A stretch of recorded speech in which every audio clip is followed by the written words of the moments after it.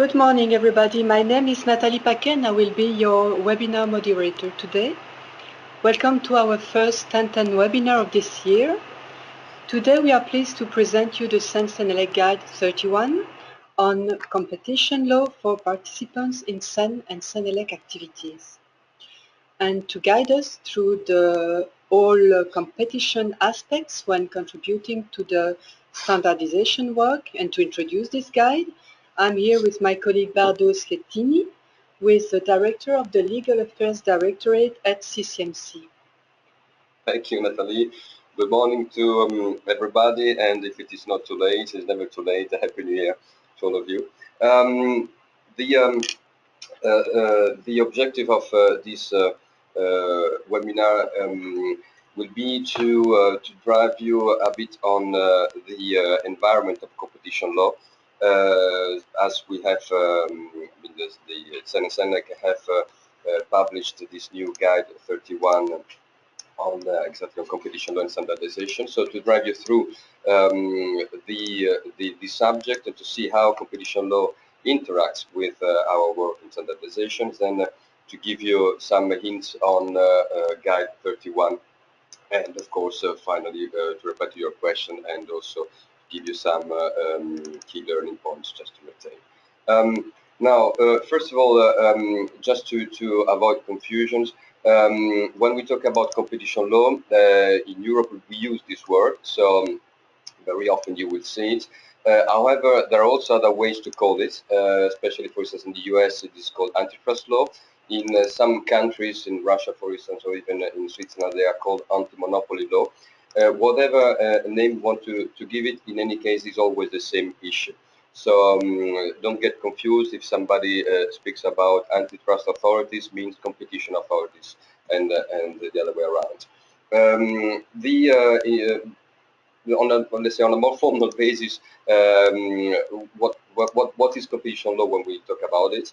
Well, I just looked at the Cambridge Dictionary, and an extract is that it is the following one. So competition law is a set of laws that are intended to make sure that there is a fair competition between businesses, for example, by making rules to control monopolies. So to have a neutral level playing field for all the businesses when they do business, in a nutshell. Now, what is competition law about? First of all, it ensures that there are undertakings, so when I say undertakings are companies, but all kinds of organizations can compete on the same level playing field, as just said. The market is not distorted by practices and operates efficiently, because, of course, the ultimate goal is to safeguard and to safeguard, I would say, the welfare and the interest of the consumers, who are those, of course, we are all consumers, and we need all to benefit from the market efficiencies and market development. Now, competition law, on a general terms, covers three main aspects. The first one, it provides a rule to limit any kind of restrictive agreements or concerted practices, so even informal practices among companies that can distort the market. Namely, just to make it very simple, issues like cartels, for instance, between companies that can distort the market. The second pillar is about merger control and abuses of dominant position. So basically, to avoid that there is a company or if two companies they merge together that have, let's say, a dominant position in the market, or that can distort this market, or if they are monopolists, they can to avoid that they can abuse of their monopoly situation. For instance, just to give you a very simple example that everybody knows, Microsoft is definitely in a dominant position in the ICT market as far as the PCs are concerned, or the software are concerned, and it was fined by the European Commission in the past with heavily fines because it abused of its dominant position in that particular market. And same, for instance, for measure control. Sometimes you may have seen in case of a merger of airlines, for instance, in Europe, the European Commission made some control on the market to make sure that this control, this merge, would have not affected, let's say, the fair competition in the market. And then the third pillar is about state aid and liberalization. This is far away from our, let's say, environment.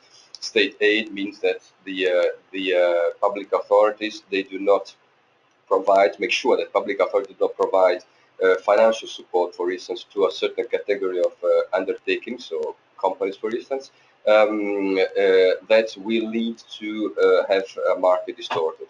For instance, in the recent past few months, you may have noticed that some member states, they provide financial support to national banks, and that was done under the control of the European Commission, just to make sure that this financial support to those banking difficulties would have not distorted the market at national level. So these are the three main pillars through which competition law operates. Now, in terms of the European Treaty, I would like to tell you that it's one of those few areas where the European Commission has a full competence of investigation and decision about the existence or not of any practice that is against a fair competition of the market.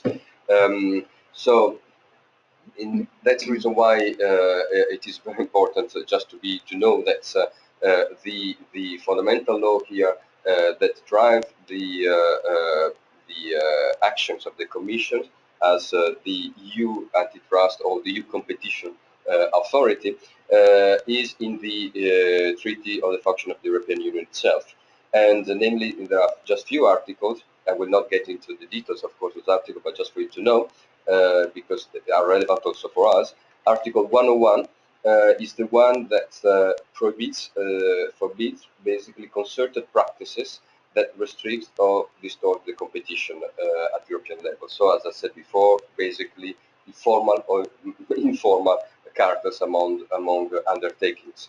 There are two types of let's say practices that the Commission may or the European authorities may want to look at, and these are horizontal agreements or vertical agreements. When we talk about horizontal agreements, we talk about basically companies that are the same kind of business, so peer in a way companies, so competing on the same business, that may decide to have very important share in the market. They decide to have let's say a practice that will lead to distortion of the market. And then we have vertical agreements, so basically about companies or undertakings operating at different stage of the production and distribution chain. So for instance, retailers and suppliers, or manufacturers and distributors. So they are at different chains, but still they may decide to have some specific practices or to agree on some practices that may lead to distortion of the market. I would like you to retain the horizontal agreements for later on.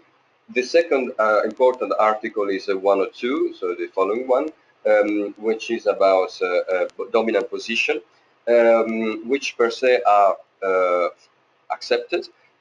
What is not accepted is the abuse. I made the example of Microsoft, of the abuse of a dominant position of the company who is in the dominant position in the market. So it's a monopolistic, many times a monopolistic situation, just to make it simple.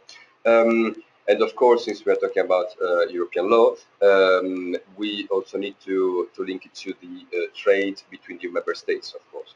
Okay, we're not getting into this article, but again, just for you to know that any abuse of dominant position is against competition law. Now, the first question that we could ask ourselves, that is, it's nice, this competition law. If we look into our house, so who defines standards? Of course, we normally say that companies, so undertakings, stakeholders having the same business, of course, and interest, who are normally competitors. They sit together in a technical committee to agree on a deliverable. So we are talking about basically peer companies having the same business. Now, what if I have to see, if we look at Article 101, we can ask the question, okay, so if the companies having the same business, they sit together and they decide on a technical standard having impact on all the market, then maybe is a concerted practice somehow. Yeah? And we thought that Article 101 of the Treaty of Function of European Union doesn't really allow competing companies from getting together and forming possible potential anti-competitive agreements. So how comes that standardization is in line with competition law? Because otherwise it would not exist. Well, the reply is can be found in in a very important document that you can find in the Commission website, which is called the European Commission Guidelines for Horizontal Agreements, and it's a guidelines on competition law for horizontal agreements. It was the last edition was issued in 2014, which is a very, very important document where standardization is mentioned. There is a chapter of standardization. And in this horizontal agreement, the Commission recognized the, let's say, the social value and economic value of standardization. So definitely is an activity that, from economic point of view and the social point of societal point of view, it's very important, if not fundamental. Because of course it increases interoperability among products, lower price, boost innovation. So at the end of the day, it's very beneficial for the consumers. So it is, it must be in line with competition law. If there is, if a standardization, let's say, fulfills some safety net criteria that are given by the Commission, and there are four. Unrestricted participation in standard setting, so basically open standardization, a transparent procedure for adopting standards, and then no obligation to comply with the standard, which means the standard remains voluntary. And the final one, is about the patents in standards, which means that the standards remain, even if there are patents embedded in standards, they remain available on a fair, reasonable, and non-discriminatory conditions or terms, as it is said in the guidelines.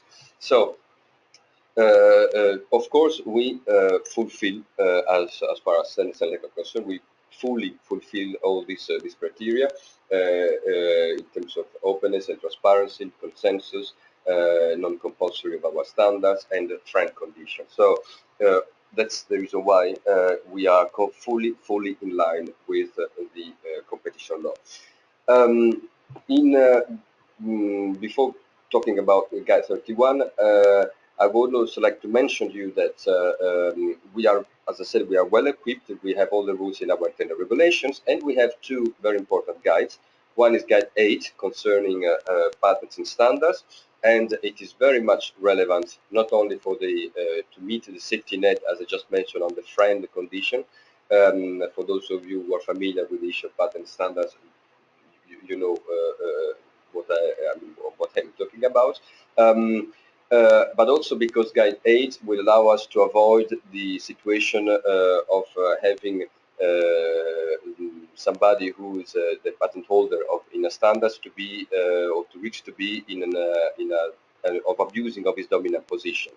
But again, I will not talk about this in this session. But just for you to know that Guide 8 is also relevant in terms of competition law.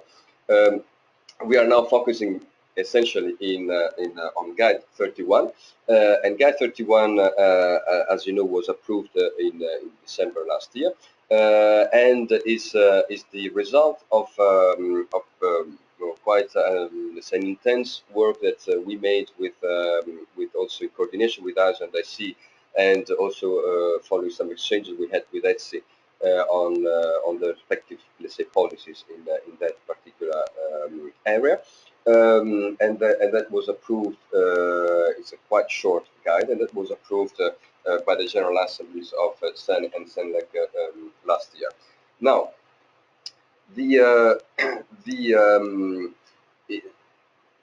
two basic first points. The Guide 31 that if you had the chance to look at it, is very short.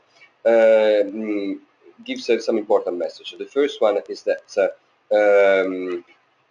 we recognize that the guide recognize formally that of course CEN and CENELEC CEN and CENELEC, their members, and all stakeholders who are working in that environment are subject to competition law, which means that it is very, very important that everybody who is acting, who's contributing to the work and who is acting in CEN and CENELEC environment is aware of the existence of some rules in order to make sure that we fulfill the all the competition law requirements. The second point, as I said already before, that is recognized in the guide is that we have all the rules and procedure in place to ensure compliance with competition law. So there is no need to be worried about this because we are well equipped. And indeed, Guide 31, if you want, is a way through which we want to, let's say, to complete the picture of all our guidance and rules to make sure that there is awareness from everybody of the fact that there are rules that exist outside our house that we need to follow. And especially because we want to avoid the risk that any breach of competition rules, even intentional, which might be the case, may lead to some consequences for both of those individuals who are breaching the rules and their of course own employees or organizations, but also of course for CEN and CENELEC. So that's the reason why the guide very simply provides a list of do's and a list of don'ts.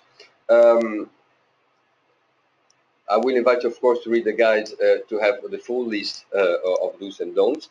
I will just review here some of those that I believe are particularly relevant.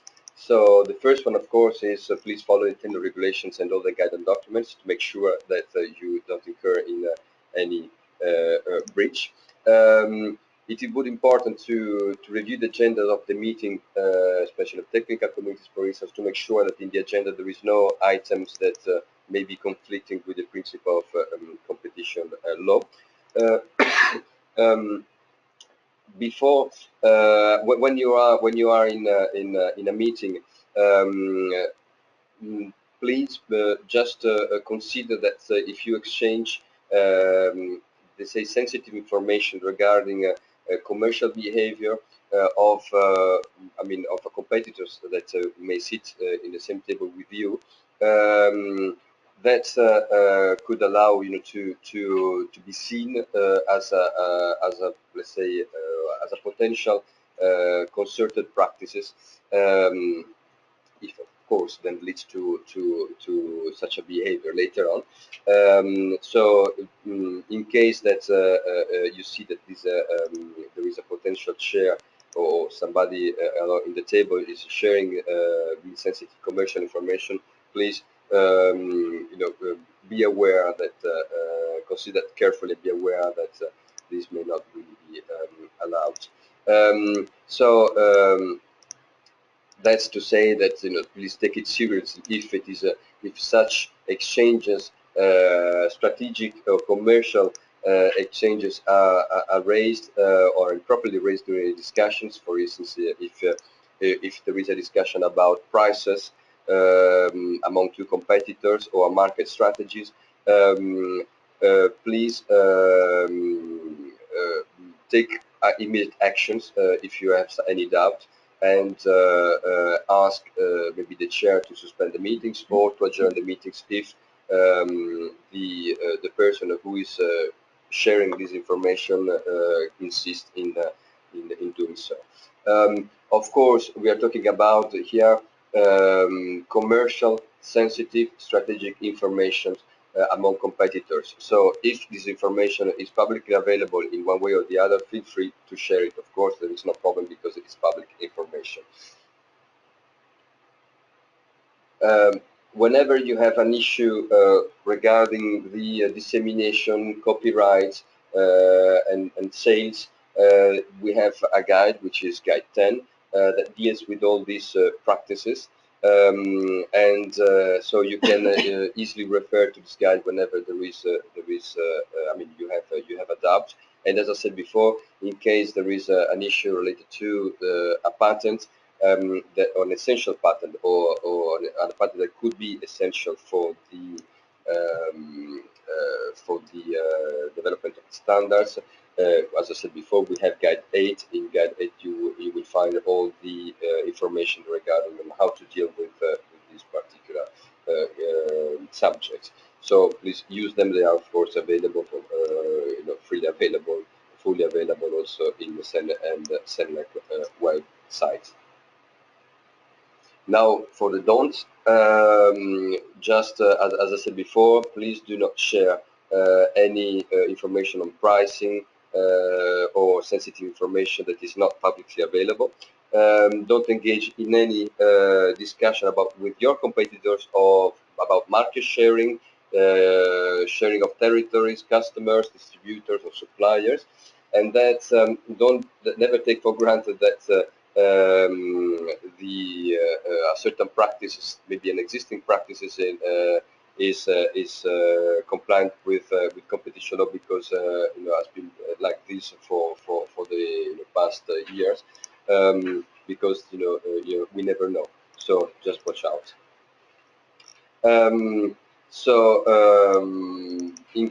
These are really for those of you who are in technical committees. So in case you want to include elements in the when you include elements in the standards, please be careful to make sure that those technical elements, are not aimed to exclude suppliers or other competitors from from the market, but are really justified only for technical considerations. And don't use the activities in the standardization as an excuse, basically, or as a way to request your competitors to share with you sensitive strategic information or business information, because of course this is out of our scope, and this is exactly what we have to avoid, because we'll be possibly infringing competition law. So, in essence, the objective is to be aware that anytime that we should refrain to exchange confidential, sensitive commercial information with your competitors when doing standardization work. And if there is any doubt about a practice that you have witnesses, please either consult or inform your legal departments, or don't hesitate to inform us. There is a specific email address, which of course we will keep in order to keep confidential information. So use this email address, and we will look at this issue with you to make sure that we are always compliant with competition law. Now, very briefly, the key learning points. First of all, competition law is very established in the European Union and is a very powerful tool used by the European authority. There are guidelines that are issued by the European Commission in its capacity as the European competition law authorities, which foresee that the standardization is fully compliant with competition law. So we are compliant because we fully meet the four main conditions that are provided in these guidelines. However, it is important to be aware that competition law, there are certain, let's say, behaviors that we have to follow to make sure that despite all the rules, we always are compliant with competition law. And that is the new Guide 31, which complements the existing rules. And the objective of this guide is to raise awareness to expert member stakeholders, CCMC staff, member staff, on how to avoid breaching rules. There is a list of do's and don'ts, and in case you have any doubt, please contact your legal department or CCMC at legal@CEN-CENELEC.eu. Thank you.